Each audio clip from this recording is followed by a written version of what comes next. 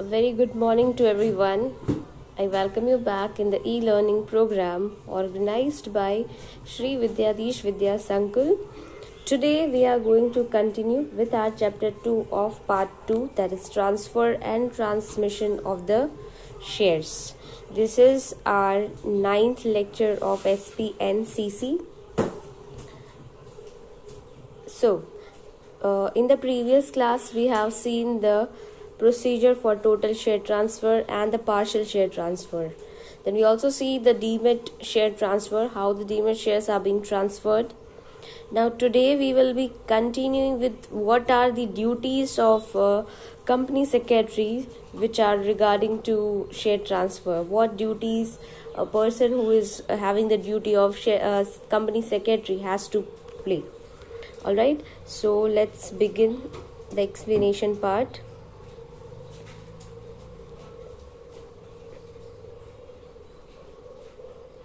And you all are supposed to come on page number 105, and in that duties of secretary for share transfer. So what is written? Transfer of share is a transfer of ownership, because you know here that in case of company the shareholders are the owners. So when you transfer the shares, which means you're not just transferring the shares but you're transferring the ownership. The secretary has to perform his duty properly. The secretary has to perform his duty properly. He has to look after the transfer of physical shares. There should be no litigation in future, nor should be the provision of Companies Act be ignored. बाद company का जो physical shares होता है वो transfer करना is the duty of secretary, because you have seen that demat में अगर आपके शेयर्स है तो फिर सेक्रेटरी का कोई इन्वॉल्वमेंट रहता नहीं है. सेक्रेटरी इज नॉट इन्वॉल्व और company is not involve, although they can see what is the condition but they can not interfere and they are not suppose to do anything. So in this case, when the physical shares are concerned, in that case the secretary has to see that all the provisions of Companies Act are being followed, that nothing is being ignored.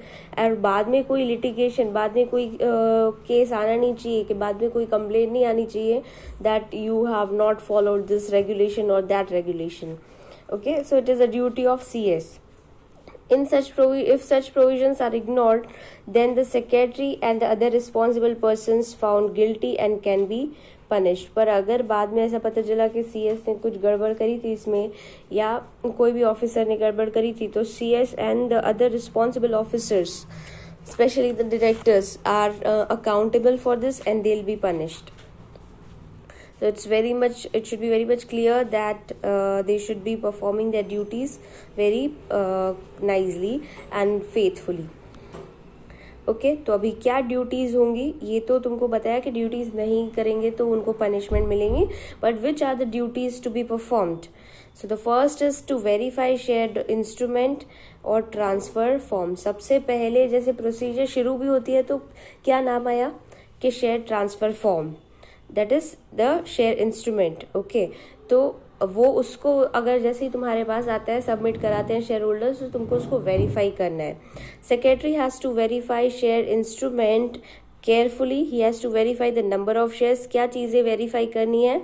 Number of shares, type of share, signature of share holder and other essential details.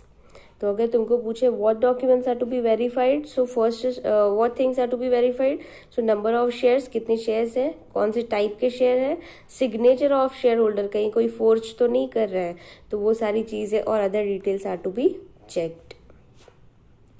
Number 2, it is second thing क्या देखेंगे, it should be stamp and fees. Secretary has to verify market value of share mentioned in the share transfer form. कि share transfer form में कितना लिखा है और actual में share market value कितनी है, कि वो शेयर होल्डर ने सही लिखी है वो शेयर की प्राइस और not.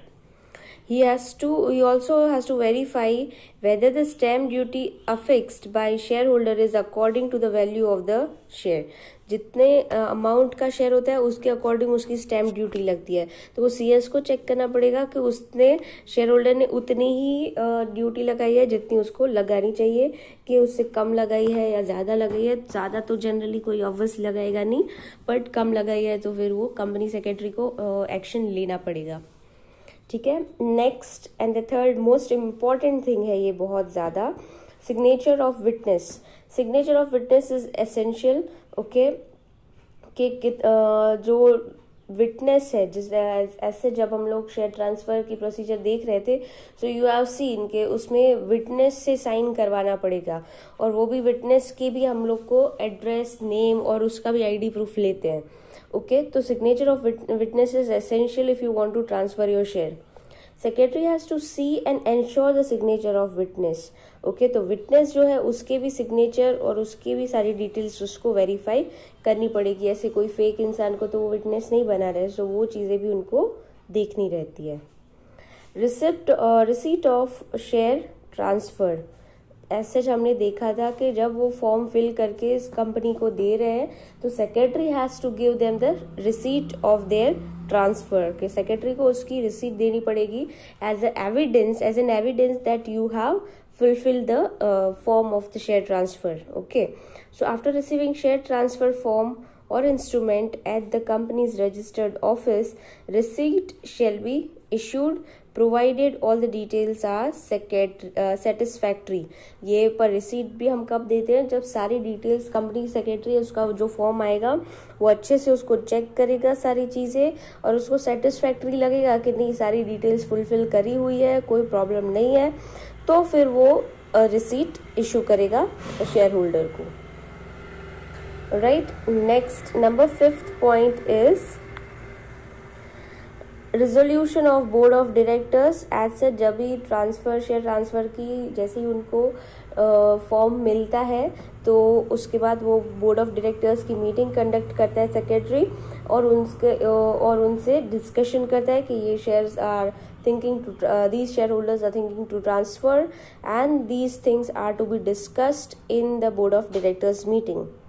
So if the information provided in the transfer form is found to be satisfactory and correct, okay, अगर जो information उन्होंने दी है वो satisfactory है, सही है, then share transfer is approved. A resolution regarding approval of share transfer is passed in board of directors meeting. जैसे ही उन्होंने फॉर्म दिया, कंपनी सेक्रेटरी उनको रिसीट देके उनको फ्री कर देता है. फिर उसके बाद वो बोर्ड ऑफ डायरेक्टर्स के पास जाता है और उनके साथ इन्फॉर्मेशन डिस्कस करता है. If they find it satisfactory कि हाँ सही है, ये इन्फॉर्मेशन करेक्ट है, तो शेयर ट्रांसफ़र अप्रूव हो जाता है और उसके रिगार्डिंग रिजोल्यूशन भी पास हो जाता है. और उसके बाद शेयर बोर्ड ऑफ डायरेक्टर्स की मीटिंग में रिजोल्यूशन पास होता है और उसके बाद शेयर ट्रांसफ़र की प्रोसीजर हो जाती है. Entry in share transfer register after granting share transfer. जैसे ही शेयर ट्रांसफ़र को अप्रूव कर दिया, ग्रांट कर दिया, necessary entry is to be made by secretary regarding share transfer. ये हमने प्रोसीजर में भी सीखा था.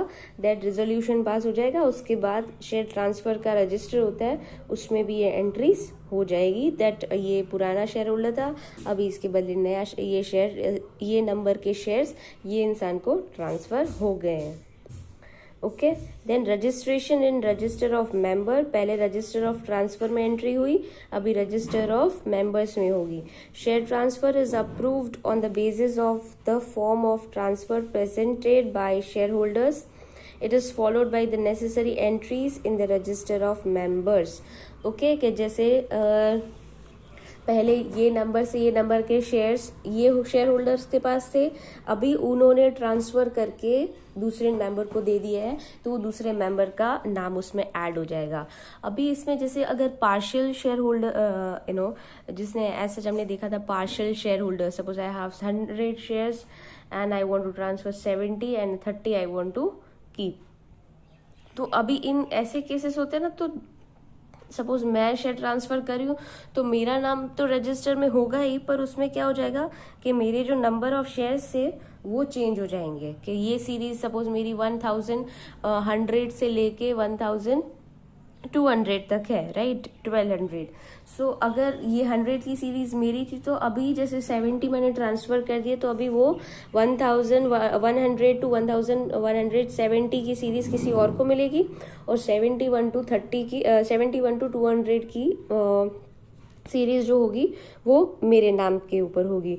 सो it will be accordingly the certificates that you have will be recorded there. Alright, so partial होगा तो दोनों शेयर होल्डर्स का नाम होगा, लेकिन उसके साथ नंबर ऑफ शेयर्स जो तुम्हारे होंगे वो चेंज होंगे। और अगर फुली टोटल ट्रांसफर है तो obviously your name will be removed and only new members name will be registered. Okay, so registration in transfer of members is required and it is to be done by CS himself.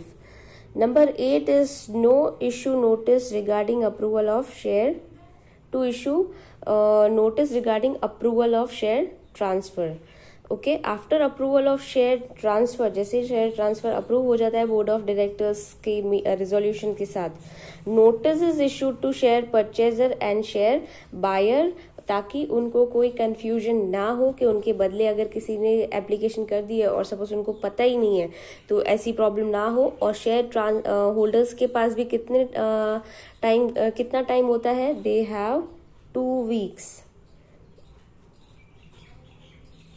Okay, they have 2 weeks। अगर with in 2 weeks उनको application कर देनी है, अगर उन्होंने share ये transfer की procedure नहीं करी है, सपोज कि कोई और उनके बिहाफ में कर रहा है कि बिना बताए या कुछ प्रॉब्लम क्रिएट ना हो, इसीलिए कंपनी उनको नोटिस भेजती है। और अगर कंपनी के नोटिस भेजने के 2 week तक भी वो कोई एक्शन नहीं ले रहे हैं तो ऐसा माना जाता है कि हाँ यही लोग ट्रांसफर करवाना चाहते हैं, तो कोई फ्रॉड इसमें इन्वॉल्व नहीं है।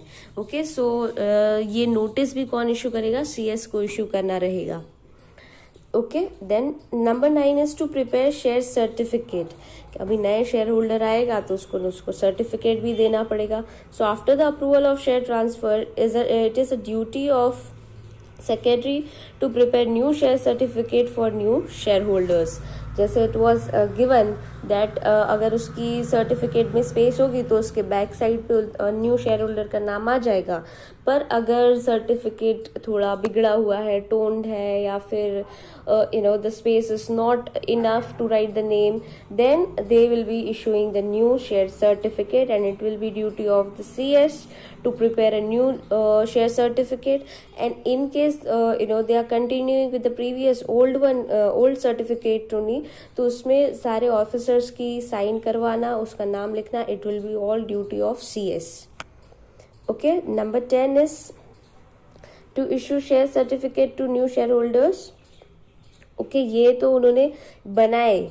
ओके, अभी इश्यू भी उसको ही करने के, बना के तुम कंपनी में रख दोगे तो नहीं चलेगा ना, उसको तुमको शेयर होल्डर्स को देने भी पड़ेंगे।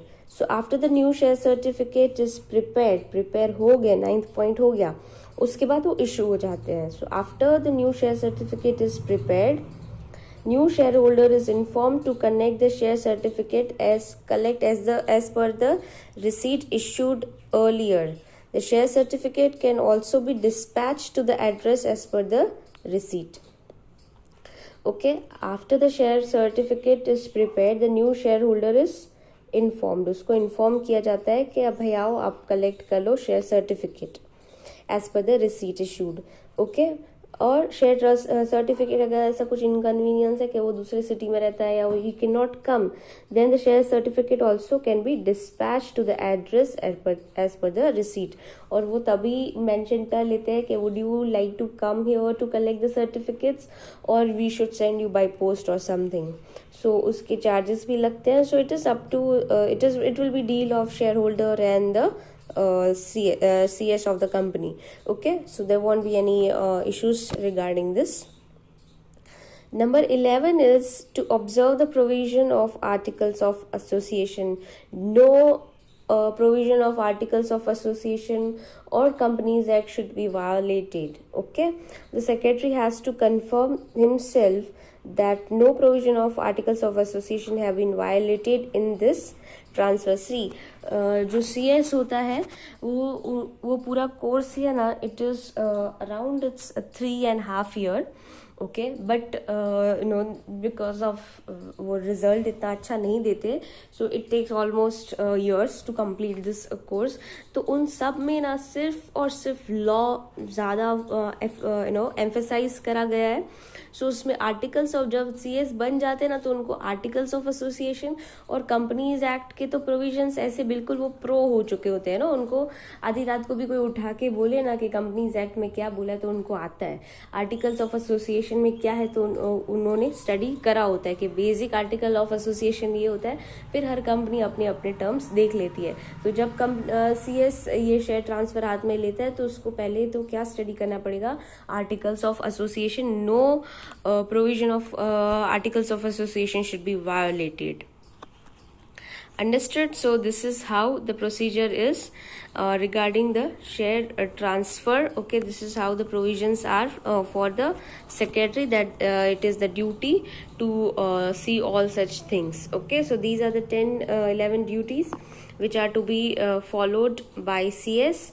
Okay, and this question can be asked generally in 3 marks में आता है, and it could be in 4 marks also. So as I told you, 2 marks में भी पूछा जाए तो 4 point, और 3 में हो तो 6, and 4 में हो तो 8. Okay, this way it is to be done. Now come to next page, 106 page number, where now the main topic comes. अभी तक तुमने देखा ट्रांसफर ऑफ द शेयर्स, जहाँ पे शेयर होल्डर विलिंगली अपने शेयर किसी और को ट्रांसफर कर रहा है, बेच रहा है, ओके, और उसके बदले या गिफ्ट कर रहा है। पर यहाँ पे transmission of the share, where the transfer of share is under the operation of law और कंपल्सरी ट्रांसफर ऑफ शेयर्स। कोई पहले वाले को कोई बोल नहीं रहा है कि भाई तेरे को शेयर ट्रांसफर करने हैं, बट उसको अपने विल से अपने वो शेयर ट्रांसफर करे है। पर यहाँ पे इट इज कंपल्सरी तुमको शेयर ट्रांसफर करने पड़ रहे हैं।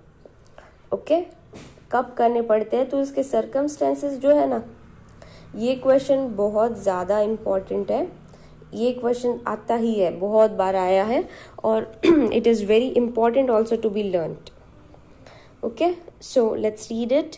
When the ownership of share is transferred compulsorily under any law, such transfer is known as transmission of the shares, which is also known as compulsory transfer of shares. Okay, by any law, whether it's companies law, criminal law, civil law, any law, उसके under में अगर आपको share transfer करने पड़ रहे हैं तो it is known as transmission of the shares. Although they look so same, no, transfer and transmission, but they are separate and they are very important to be understood.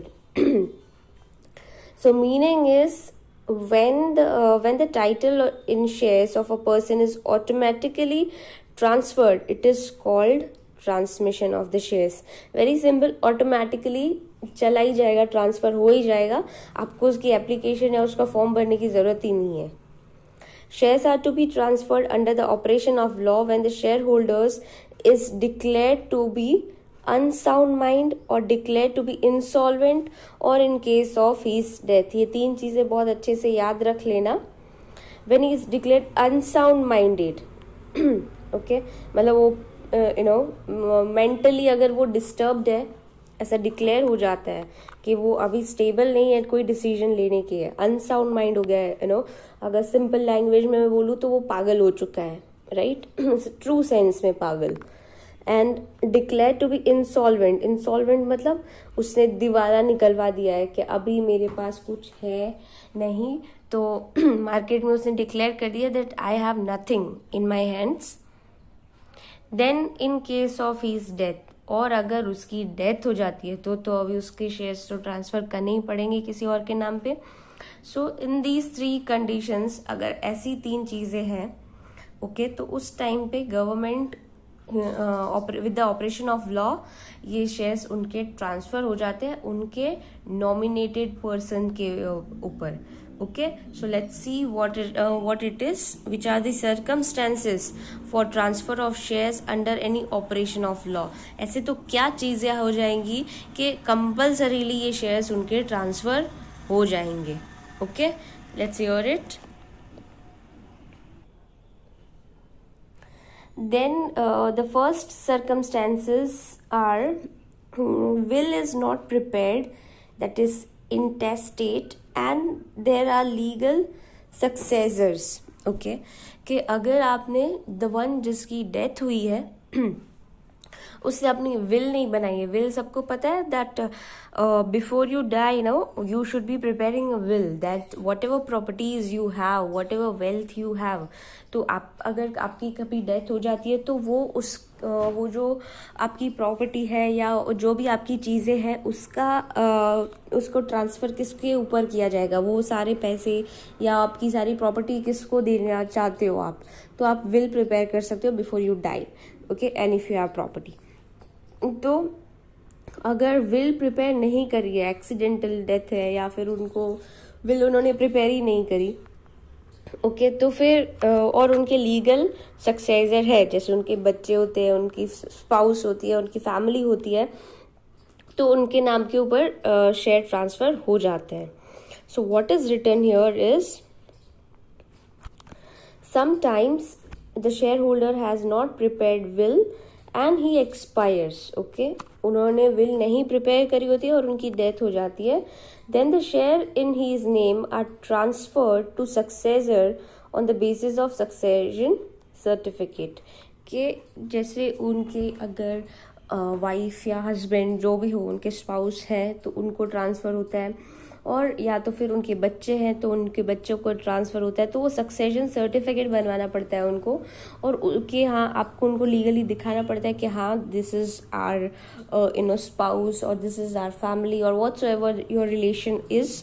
तो वो तुमको दिखाना पड़ता है और आप उनके लीगली क्या रिलेशन है आपके उनके साथ वो दिखाओ, तो इट कुड बी डन. तो उनके जो लीगल सक्सेसर होते हैं तो उनको ये शेयर्स मिल जाते हैं. So number 2 is when the will is not prepared, there are no legal successor. Okay, अगर will भी नहीं prepare करी आपने और आपकी कोई legal successor भी है नहीं, तो ये भी बहुत बार होता है. So many a times shareholder has not prepared a will, okay, and he has no successor and he expires. Okay. कि अगर उसने विल भी प्रिपेयर नहीं करी है और उसके कोई लीगल सक्सेसर भी नहीं है और उनकी डेथ हो जाती है, तो क्या होगा? तो in this situation the court may appoint administrator, that is receiver, who then has the right to conduct the court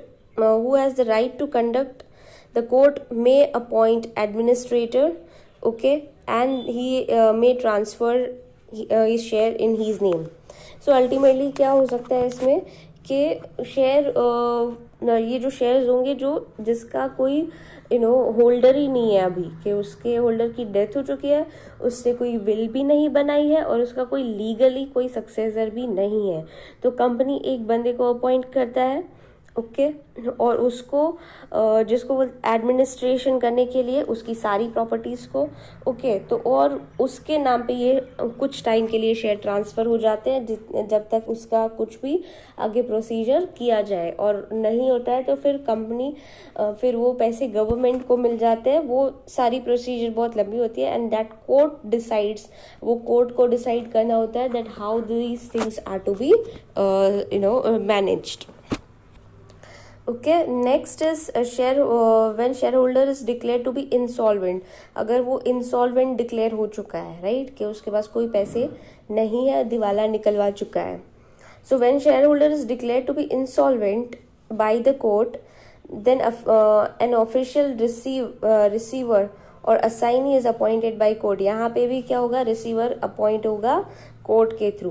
the shares are transferred to the name of such official और receiver, उसके नाम पे share transfer हो जाएंगे. For this the receiver has to present an appointment letter given by the court, और उसके लिए ये ट्रांसफ़र अगर चाहिए तो फिर जो ये ऑफिशियल होगा उसको कोर्ट ने जो सर्टिफिकेट दिया है, अपॉइंटमेंट लेटर दिया है उसको कि हाँ तुझे इनकी प्रोसीजर, ये बंदी की प्रोसीजर सारी करनी है, तो वो जो अपॉइंटमेंट लेटर होता है that is to be presented by the assignee, or that is to be presented by such official to get the shares of such insolvent person.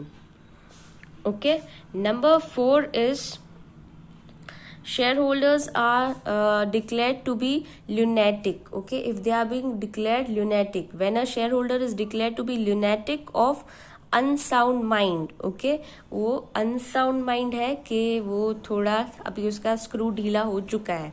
Okay, a guardian और trustee is appointed bye the court, कि उसका देख रेख करने वाला guardian या कोई trustee को अपॉइंट किया जाता है कोर्ट की तरफ से. सच गार्डियन और trustee presents the appointment letter issued by the court to the company, क्योंकि कंपनी का भी उसकी पर्सनल लाइफ से कोई लेना देना नहीं है, पर जो उसका रिप्रेजेंटेटिव है, जैसे प्रीवियस केस में ये ऑफिशियल या रिसीवर था, वो उसका लीगल पर्सन है अभी वो शेयर होल्डर का, तो उसको अपना प्रूफ दिखाना पड़ेगा. वो भी अपना अपॉइंटमेंट लेटर दिखाता है अगर उसको शेयर्स चाहिए.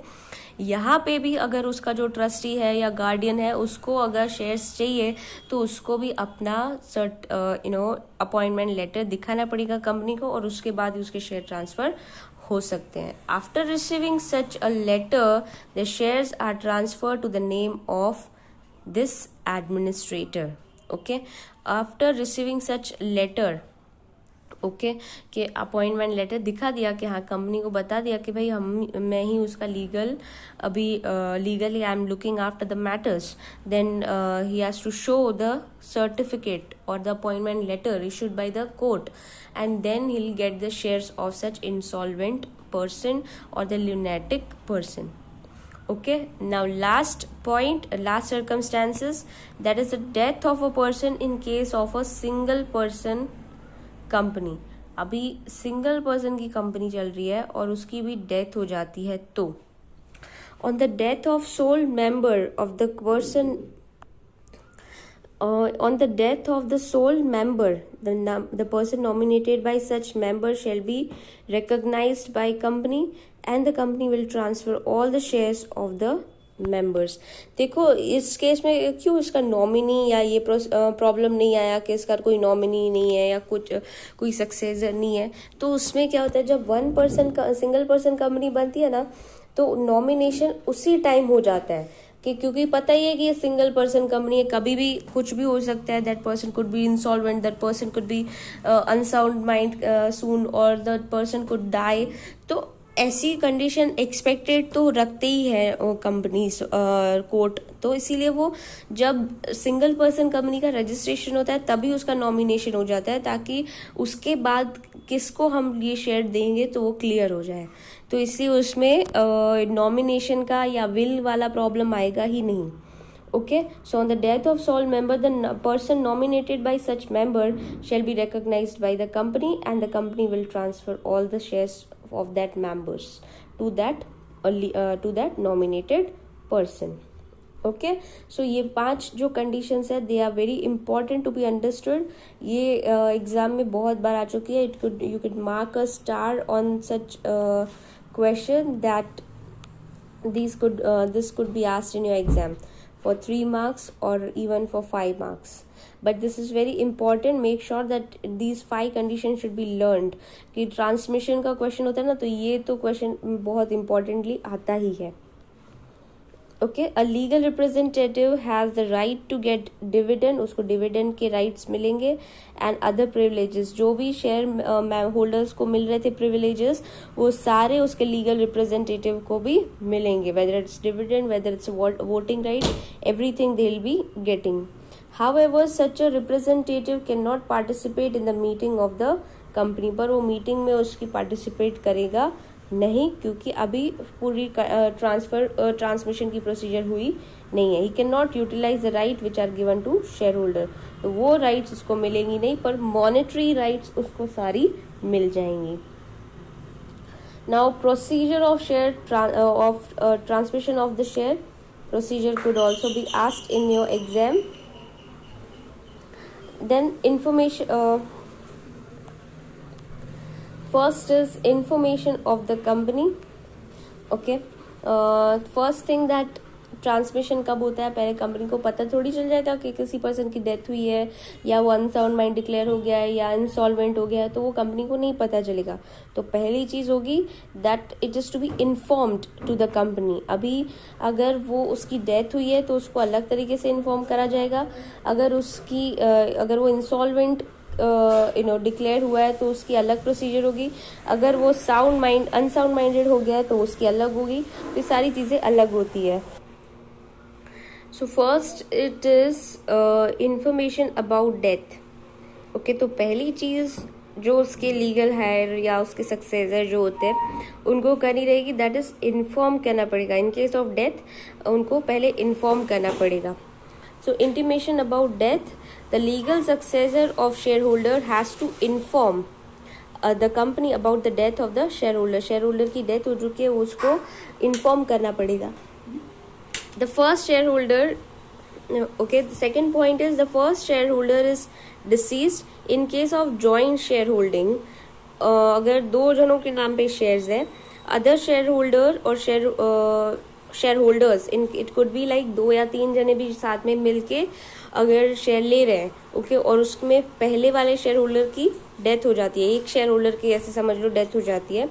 सो in case of joint share holding और अदर शेयर होल्डर्स और share holder have to inform the company and produce the death certificate, और उनको डेथ सर्टिफिकेट देना पड़ेगा.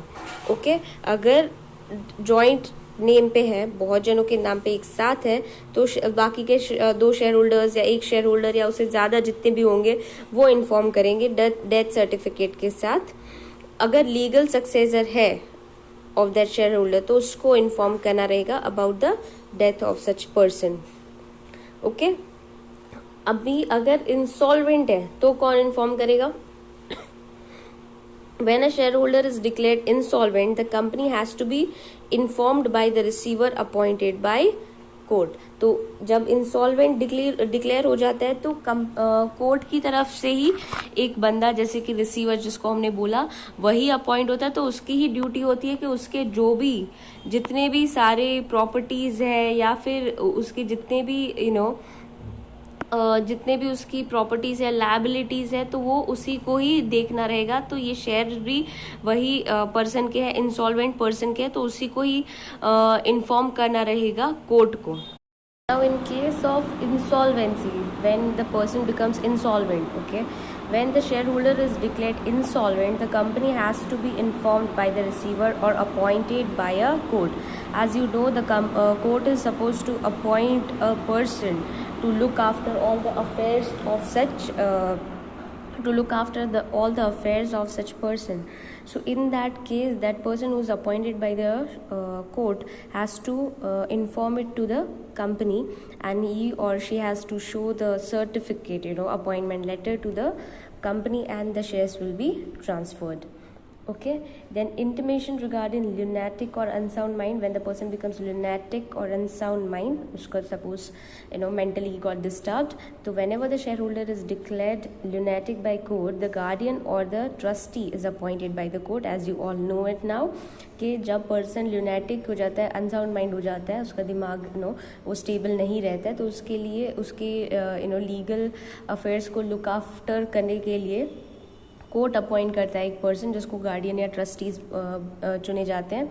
वो उनकी सारी प्रोसीजर करते हैं, whether their it's liability, their assets, they all collects it and make the debts clear of that person. So the guardian or the trustee should inform the company. So जो first step होगा, that is to inform the company. Okay, inform to the company about that this incident has happened. क्योंकि company को उनकी personal life में share holders की personal life में क्या चल रहा है उनको नहीं पता है. सो अगर वो उसकी डेथ हो गई है तो कौन बताएगा, अगर इंसॉल्वेंट है तो कौन बताएगा, अगर वो ल्यूनेटिक या अनसाउंड माइंड है तो कौन बताएगा. तो ये तीनों चीज़ें तुमको पता होनी चाहिए. ये एक मार्क के क्वेश्चन में आ सकता है अलग अलग फॉर्म में. ठीक है, next is verification of ownership documents. देखो फर्स्ट स्टेप है that is to be done by the share holders, right, कि उनके रिलेटेड लोगों के थ्रू होगा. अभी verification of ownership document will be done by secretary और the by the company.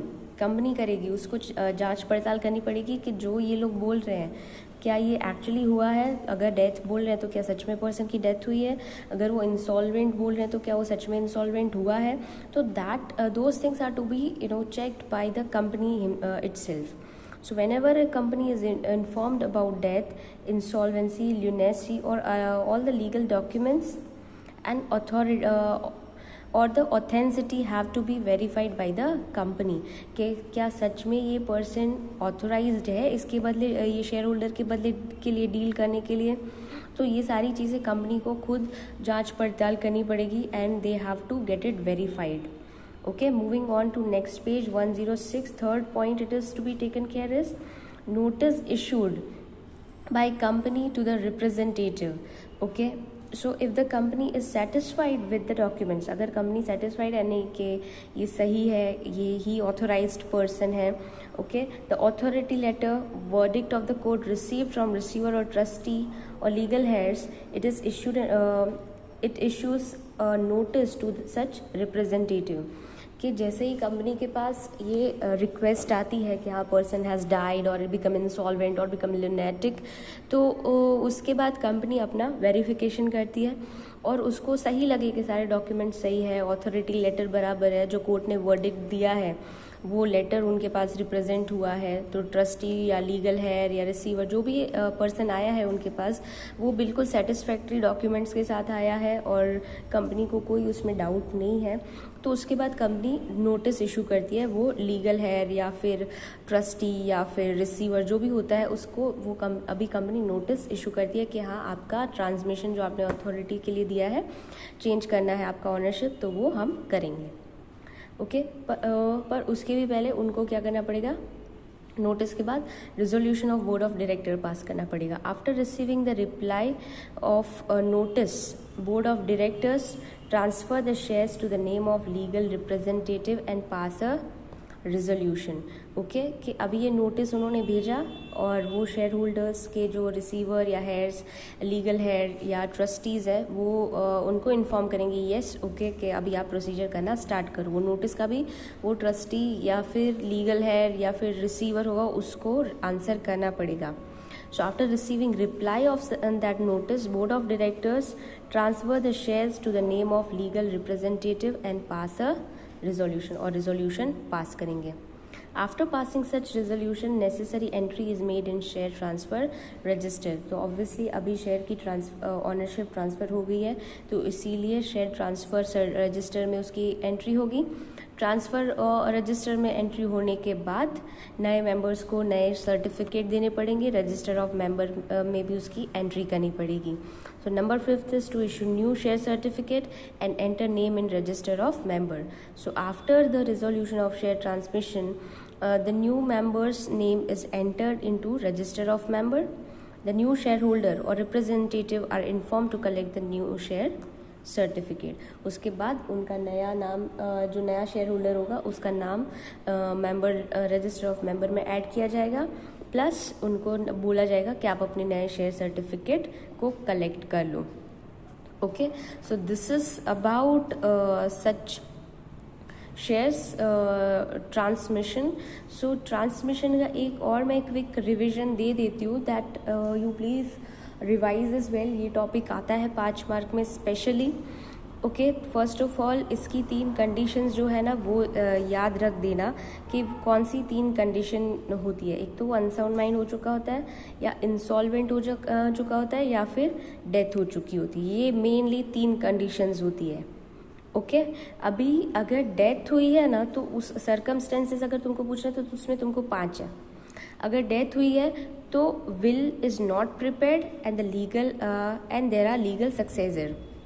Okay, और दूसरा है विल। देखो अगर विल प्रिपेयर करिए ना तो इसमें ये सारे ट्रांसमिशन की कोई वो ही नहीं है, वो तो उसके नाम ऑटोमेटिकली हो जाते हैं। पर अगर will is not prepared and there are no legal successor तो क्या होगा, तो कोर्ट अपॉइंट करेगा।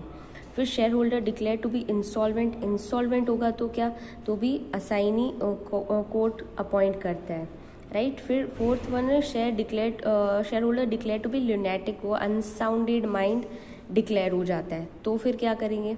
ओके, तो उसके लिए भी कोर्ट जो होता है वो गार्डियन या फिर ट्रस्टीज को अपॉइंट करता है। फिर death of the person in case of single person company, ये तुमको एक्सरसाइज में भी बहुत बार क्वेश्चन आया है. So it could be asked in 2 marks specially और even 1 marks. So single person होता है तो उसका नॉमिनेशन किया जाता है जब कंपनी का रजिस्ट्रेशन होता है तभी के टाइम पे, तो वो नॉमिनेटेड पर्सन ही उसका रिस्पॉन्सिबल होगा ये शेयर्स के लिए. You know he will be not responsible I would say, but he would be entitled to get such shares. Okay, so legal representative has a right to get dividend and all the privileges, but he cannot utilize the right which are given to shareholder like attending the meeting, and जो meeting related होंगे वो उनको नहीं rights मिलेंगे, but monetary rights उनको सारे के सारे मिलेंगे जो भी वो dead person या insolvent या lunatic person को मिलते थे वो सारे rights इन लोग को मिलेंगे. Procedure of transmission of share, तो पहली चीज़ तो आपको इन्फॉर्म करनी पड़ेगी. अभी तीनों केसेस में अलग अलग तरीके का इन्फॉर्म करना रहेगा कि डेथ होगी तो उसका लीगल सक्सेसर, ओके, और जॉइंट में अगर कंपनी के शेयर होल्डर्स होल्डिंग कर रहे हैं तो वो दूसरे शेयर होल्डर जो अलाइव है वो लोग इन्फॉर्म करेंगे. इंसॉल्वेंट है तो जो कोर्ट ने पर्सन अपॉइंट किया है रिसीवर उसका वो इन्फॉर्म करेगा. अगर ल्यूनेटिक या अनसाउंड माइंड है तो फिर उसका गार्डियन या ट्रस्टी इन्फॉर्म करेगा. अभी शेयर होल्डर्स की तरफ से इन्फॉर्म कर दिया गया है. अभी वेरिफिकेशन डॉक्यूमेंट का करना कंपनी का काम रहेगा. फिर कंपनी उसकी सारी लीगलिटी सब कुछ चेक करती है. अगर वेरिफिकेशन में सब सही है तो कंपनी उनको नोटिस भेजती है कि हाँ कि आपने जो भी हमको डॉक्यूमेंट्स दिए हैं we are very much satisfied with those documents and we wish to transfer these shares as per your wish. फिर वो नोटिस का जैसे ही आंसर आता है उसके वो आंसर रिसीव होने के बाद रिजोल्यूशन पास होता है बोर्ड ऑफ डायरेक्टर्स की मीटिंग में. बोर्ड ऑफ डायरेक्टर्स की मीटिंग में जैसे ही रिजोल्यूशन पास हो गया उसके बाद जो नए शेयर होल्डर होंगे उनको उनका मेंबरशिप में भी उनका रजिस्टर ऑफ मेंबर में भी उनका नाम आ जाएगा, प्लस उनको नए शेयर सर्टिफिकेट भी मिल जाएंगे. ओके, रजिस्टर ऑफ ट्रांसफ़र में भी वो एंट्री आ जाती है और न्यू शेयर होल्डर्स को उनके सर्टिफिकेट्स भी मिल जाते हैं. Okay, so this is about the procedure. In the next period we will be doing difference between share transfer and transmission, that you should be knowing it only, but we will take a brief of it in the next class and we will start the 3rd chapter of this part 2. Okay, so make sure everyone you do the revision and start completing your fair book. Many of you were asking me about that, ma'am, we don't have any solutions. So solution you have to take out from the textbook itself, and if for reference purpose I would suggest you to buy digest or whatever you wish to buy, but textbook is enough. If you are preparing from textbook you don't need any other references, okay, because ultimately it is going to be asked from this textbook itself. Okay, nothing should go out, and there won't be any extra marks if you write something as extra. So whatever it is given in the textbook is quite sufficient. So up till this we are keeping. Thank you everyone, have a nice day ahead.